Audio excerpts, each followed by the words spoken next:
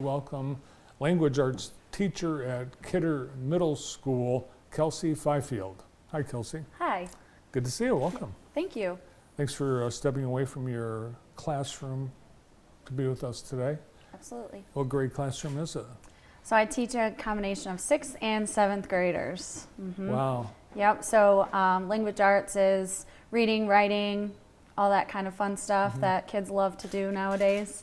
I actually teach a wide range of students. So I have my 6th graders are UB, which is kind of like our more struggling readers. And then I have a reading intervention class, which is the rewards program. And then I also teach gen ed 7th grade language arts. So I see a lot of kids. Did you pick middle school? I did. When I was deciding to be a teacher, my certification is 6th through 12th grade. So I actually student taught at Northwest with Sarah Soper, which was an amazing experience at the high school level. Yes, yeah. She was awesome. And then my first job was at Concord, and I taught 9th and 10th grade English for 2 years. And then I knew I wanted to be back at Northwest, so I kind of just waited until a position became open. And it was middle school, and my heart kind of told me, well, you never know if you don't try. So I was able to see kind of the high school, and then I knew I could always go back if I wanted to. But I've been teaching middle school for, this is seven years, my 7th year, and my 9th year total teaching. So. Do you remember Austin Curtis from Concord? Gosh, no. He's directing upstairs right now, and he remembers you. Oh, really? Yeah. Oh my gosh. See, I feel like I didn't, well, that school is so small, I feel like I would have had him. Maybe he just knew of me, whereas I didn't have him as a student, but cool. Where did you go to school yourself? I went to school in Leslie. Yep, born and raised in Leslie, and then I went to Michigan State, graduated from there, went to Baker and did like my post-batch for my teaching certification.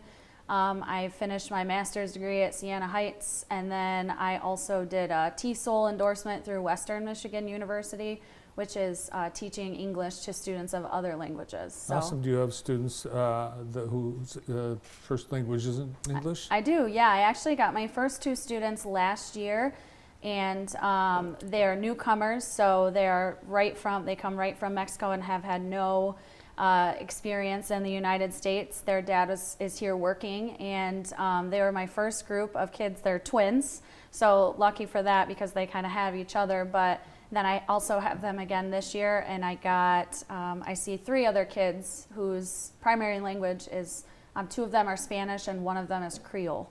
Oh. So the other 3, or the other 2 really that I have this year, their English is a little more developed. They've been in the U.S. for a little bit longer, but I did get another newcomer just a few months ago from Mexico. So yeah. What's the first language of the twins? Spanish. Yep. So you have to know Spanish. You have to know. And I know a little bit of it just from high school, and I took a couple classes in college. But sometimes they look at me like, and then I'm like, okay, give me your translator. Now you have something called the rewards program. Is that like at Macy's, where you get? Well, essentially yes, because you become a great reader after you finish the rewards program. But we don't have any cool punch cards or T-shirts yet. We'll have to get Jeff on that. See if we can get some rewards T-shirts. But no, it's an intensive reading program that we went through. Last year was our first year doing it, and it was super successful. I kind of went full-fledged into it with my UB kids. It's just a 1 trimester course where they're basically learning how to break up multi-syllabic words. So getting this big long word and being able to identify a prefix or a suffix, or how many syllables are in it, how many vowels are in it, what sounds those make. So that way they can, when they see that, not just in language arts, but in science or social studies, gym class, art, because we're kind of pushing this reading thing in all of our classes, then they're able to look at that word and see what it means, or see how to say it. But then also we teach the prefixes and suffixes and the meanings of those. So, if you get a word in front of you that has pre in it, then the students know that has something to do with before, because we've taught them to memorize those prefixes. So all in all, it helps with fluency, with decoding, comprehension, all of that good stuff that makes a successful reader. It just really pushes all of that. Wow, that's a lot of big words. Multisyllabic. Multisyllabic, so many Multisyllabic. syllables. Yeah. Does that stop forward progress of a reader when they're trying to reach their grade level? Reading like fourth grade is like kind of the milestone I think we're all shooting for. Kids need to be reading fourth grade level by fourth grade. Yeah. Is that where a lot of kids stop?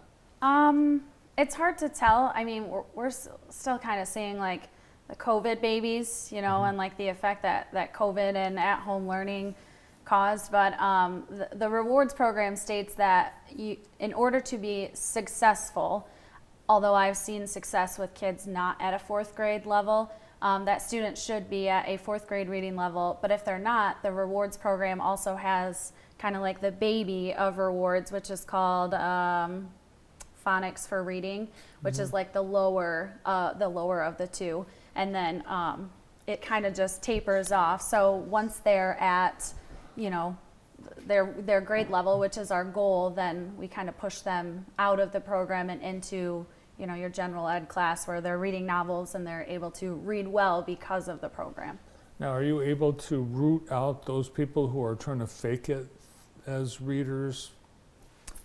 So we use data to decide which students are going to be in those classes, and we base it off of their STAR scores. So that's it's a screening test that students take, and it basically gives them a grade level equivalency. So if you're at a 6.8, you're at the 6th grade, 8th month of the year reading level. And so if a kid's in 6th grade at that reading level, then we would bypass them because we can already assume that maybe they know that they have the skills that rewards is already going to teach. But if we have a kid who's at 4.2 in the 7th grade, then we might recommend them to go into this program to hopefully see that STAR score increase after rewards has been completed. So they're not going to slip through the cracks in your program. Hopefully not, no. And I think that was the issue prior to, and that's why we pulled in this intervention, so that way we can kind of save those kids, even if they're the quiet ones, you know, with no behavior issues that might seem that they're doing fine, but really they just need a little more intervention. So that's our goal with that. I can tell you're very passionate about teaching,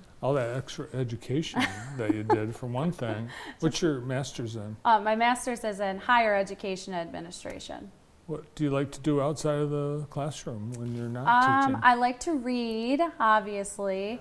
I like to do crafts. I have 2 kids, an 8th grader and a 3rd grader, so I like to hang out with them, and they keep me pretty busy with their sports and everything. But I also like to run and work out, go to the gym, take walks, be outside. Nice. Did you teach your own kids? No.